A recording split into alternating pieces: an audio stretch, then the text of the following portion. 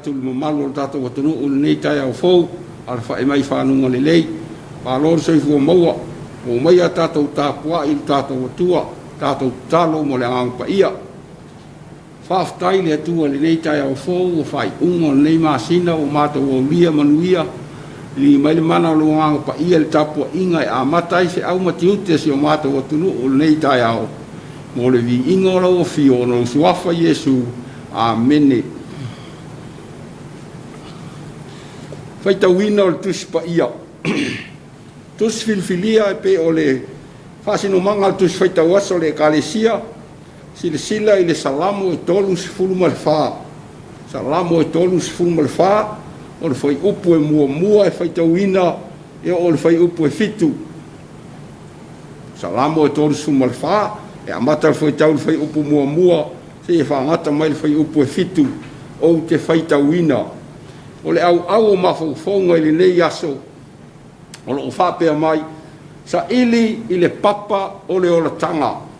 Sa ili i le papa o le ola tanga. Gazing into the sanctuary. Whawhunga mai ai a whiongo pa ia le atua. O te whawhetai le ali i aso umalawa. E lea unua. Ona vi inga i lo ngutu. E mita lo wanganga i le ali. E whaalongo i ai e ua pua ngaina. Ona lato fia ai lea. I au tau whane ne atu i le ali i whaatasi ma. Ma ia tātou vivi i whaatasi i lona suafa. Na ousa ili atu i le ali. Ona tali vai ai lea o ia i a Taeao. Mana lawe ina au. Ai mea uma na ou fefe ai. Na lātou wawa iatu i a te ia, o na wha oli ina leo i lātou, e le māfoi o lātou mata. Na wala au atu le nei tangata ua tinga ina, o na wha fonga mai ai lea o le ali. Mana wha ola i a te ia, i ona puapua ngā umalawa. E tōla wapi le angelua le ali, e sio mia ai e o matatau i a te ia. E lawe ai foi o ia i a te i lātou. Ia whamanuia mai le atua i le whaitauina o rana whiongo pa ia. E lona suafa pēle ma malu ma le vi inga nei.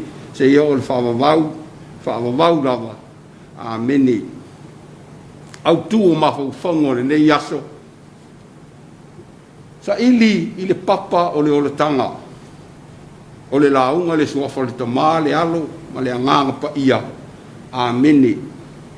Tau loto a inga o le masina le nei o mati, mai le aso sifutolu. O lo whaapea mai, le autu o mawhauwhaunga. Whea ngai ma le pōliuli, i le mautinoa ma le fefe. O se autu po se sini, e pei e whaamata e whaingofie, ai ao tatou tilo toa iai ma toi whaitau, toi sa ili a tili ai. E ese le te leo se awa onga, ao se whaamama a venga mo tatou, ai maise le nei vai teimi o iai, wa vao se o tatou watunu. A toi wha upuina, le whisanga i ma le pōliuli, o le teimi o le maranga i le toafa, o le teimi e luutia i tatou i matangi a whaa. Ia pe whaapea voi, o le taimi tātou te ui ai i le vao whita o whaawhita uli. O le, so se tangata kerisiano lava ma le au whaatuatua, e iai le taimi e tau ona e a sā o ngā sami po o vao tui ia o le soifuanga nei. Lea e whaingoina e le au wata mai, the wilderness experience. Aisea, ona o le awa noa lea e whataitai e le atua, ma tofoina e le atua, sa unia i tātou morona whina ngalo whasino, e tusa ma lo tātou wala awina. Ua whasolo lava i nā whai ifo le tūlanga whataitai, le tūlanga whatupu o Saulo i le atunu o Israelu, i lana no fo inga. Ma o le salamo le tolu sungu ma le whaan tātou whaitauina nei, o loo whaalia mai ai, ma natu o tia o tā vita, i lona whaafetai atu i lona atua, ona o lona amana ia ina, Malona sila fiaina, malona tali mai, i ona puapua ngā, i le taimi o sola e se mai, i le mana o le tupo o sauro, e whao o le oti i a te ia. O le salamo le e tolu sulfa, o se awa onga tele lea mo tātou, i nei vai tau o le vavao, polo inga le tu mau o le tu la fono o le ko viti, sfun ma le iwa, tu saima lo tātou o tu nuu. Ua whaasolo ina wha le tonu ia le tūlanga whaatupu o saulo. Wa whaina i longa tūlanga whataitai, ma ua matua whaina i fo i mana whai unga. Sila fo i. Ma i le tusi mua Samuelo le matau pue lua sifuru malitasi. O lo ta uai. Ele i leva lava o na wha umatia e ta vita le tai au o Filistia o Goliata. Sa matua ala langa i Israelu i le mawa e o le mawhai e ta vita o se tangata whatau waa. O na whato i lalo se tangata malosi tau ta ua. O na fia fo i le iai o le tupo o saulo peita. Pei lava o tū maa ngā nei aso. Pa aso whaiso e le umi lava se mea le lei. Ai a mata roa o na lutia i whawhita auli. Tinga lava o na filifilia i a ta vita e a veama. Tai au whaalango i le tupo o saulo. Ai sa mai tauina fo i saulo le whaamanu e ina e le atua o ta vita. O lea sa tupo i pea lona loto le lei. Lona loto e le fia i se tangata o whaamanu e ina o na o ia lava i lona lea manata. E le mana o fo i saulo e a vea ta vita matupu. O le mafu anga lea. A tau mo whaia i pea saulo e sa ili se awala. Wha umatia ai ta vita. O le maa e ai. O whetuna inga i o nā tana le atari o le tupo o saulo mta vita. Ta sola e se ai o ia i le vau. O le salamo le e tolu sulu wha. O lo oatangia ai le tangi tui. A ta vita malona loto whawhetai i lo nā tua. Whai upo e wha. O lo whapea mai o te toe whamanatu. A usa ili atu ili ali. O na tali mai ai lea o ia i atea. Mana lawe ina ai mea uma na o fefe ai. Whapea fōi mo le whai upo e fitu. E tōla wapi le a ngelu o le ali. E si o mia ai e o mata tau i a te ia. E lawea i fōi o ia i a te i lātou. O le mau tonu ma le mau tinoa ta vita i na ua sola i le vau. Na ia asiasi e tuai i le whaitaulanga o amile. O ai maa leka. Ma fesili atu i ai ma le ngatete le whaitaulanga. Ta vita o le ale mea e sau ma mau ai na o oi. Pe ia se mea o langona i le whaitaulanga. O le vaianga mua lea e mta ua o tatou mai moa ma tatou mata ma o iai. O la pepelo lea e ta vita o le whaitaulanga. O sau se Missionary tupu e le mana o i loe se isi. Po o iai se whalawa po se mea e ai. Lona lua o fesilia ta vita. Pe o iai se au penga. O na whai atu lea iai o le whaitaulanga. O ai meleka. Toi lava o le tau a koliata lea iai. Ai alu, ave mai alu. A le taimi lea o whetu una i le whaitaulanga ma ta vita. I le whememe ai o ta vita. Sa iai le tangata suafa i ato eka. O le tangata sa eto ma. O le spaia saulo. Ma ea i alftuna inga lea o emo leo le atalo na lua. Wasi asi atu ta vita. I le tupo a kisa. O le nuu o kato. Na whalongo ina e ta vita. E ono le lamatia lo na soifua i le nuu lea. Wa o whao punga tangata o whai le tupu. O a kisa, e leo le tangata e ele nei whasi o tiata i se fulu afu. Ia o na whapena lea o na whai le si vaenga lo na lua o sola angata vita i lo na le mauti noa. Lo na whewhetele. Ua whatanga whaavale valea. Ua tusi i le uolo le whale o le tupu. A kisa. A tawhe ifo. Lo na whaua ina na awa. O le fesili mo tātou Samoa nei tā. E whaapea ni tū maanga a se tangata whatua tua o tali tonu i le atua. O le tali. A whai o le whina ngalo leo le atua e mo moni ai o i te tonu o le toafa. lu tia ia fa palo losi o le olanga fa pe le vau tui o le mea la valea e o iai ta ua le salamo ne tolu sulu fa pe on tato fai tauina o lo fa pe na o fa mawina le tusi pa ia mo wau ngā tupulanga e o mai nei Taeao fa lo to tele fa manatu ia i tato le alofa fa au wau le atua e le no mai a toa ma le fa mauti noa ma le fai upu e fitu o lo fa pe mai e tola wapi le a ngelu le ali e si o mia ai e ma ta tau ia te ia e le ave ai foi o ia te ila to sa lo tu longa le le matu o le nei aso sa ili le papa o le ola tanga o tato visili foi le vai tau e mai se o vavao o le ale meu sanga fai ai nei vavao a wa wingo nei tu la fono a meu fai ai nei poloka leo tele lava fe me ai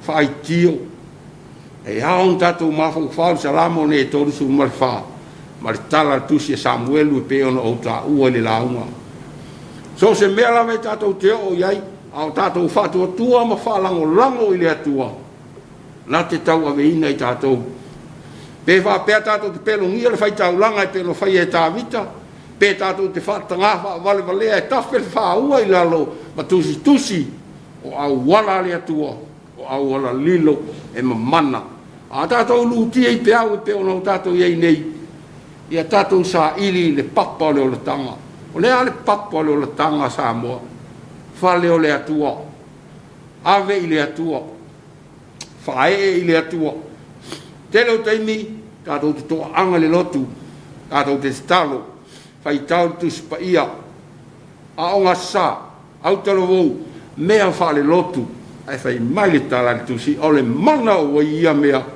ua lea i lava ai sea o le fatua tua i le atua e leo se mea fai ngofie o le finangalo pa ia o le atua e manao tatou te o atu e le ai lava ma se mea tatou te o atu o nao tatou lava ina se i au mai no na finangalo pa ia i o tatou tangata a vai te alu le atua o iei pea ni au mea o wha polo o iei ni mea o iate oe e le fai ngofie o na tō mai e le atua lo na nganga pa ia wha tupu le wha tua a mai tau e le tala le tupu o tā vita ma le tupu o saulu a o lei whae e ina tā vita e vea matupu se o onga whatai tai mo tātou nei vai tau tātou ono sa i pupu o ngā mo whainga tā ina se i wha manuia mai le atua e tusa marona wala au ia i tātou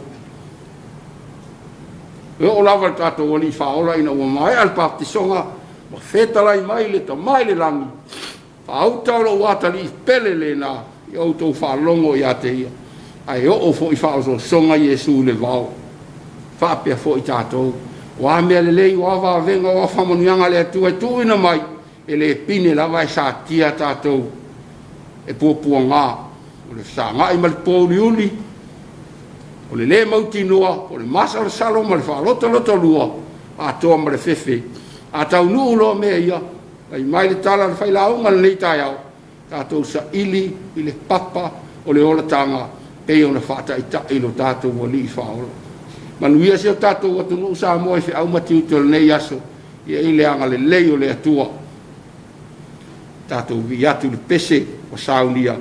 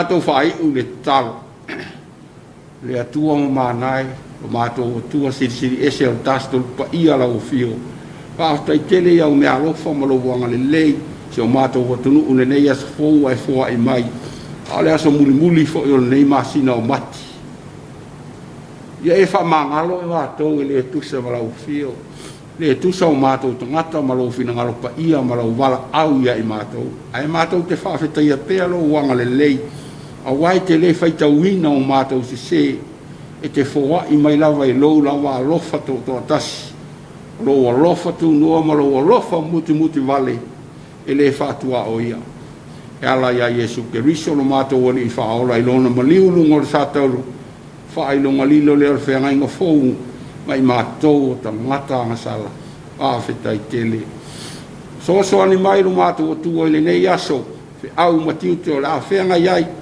anga le lei tai o matou o tunu tai o e kalesia so se mea lava se o lava i whana witi ia no manuia fasi no ala lo fina ngalo pa ia e pe o matou feita wina le salamo e tolu se fulu ma fa ia fa manatu mai le anga pa ia o la ofio i matou ia e matou i lo na ola ta pena o matou fa auto o matou fa tu o le eso i fua e te tongi o la ina i matou mai fa manatu mai pe le au no matou tua ia o matou fa tua ma le loto le masa salo ma le loto le fa loto lua o lo e iai mea uma matou te fina wina o le manuia ma le file mo mai le atua lo siri lava i mea uma e manatu iai leo ina o to fina ngalo mo tatou loto ia te riso Yesu e lungo tatou uma lava ma le fa naua toa le atua le larangi atoa ai mai se o puapua ngati i tau am whala lave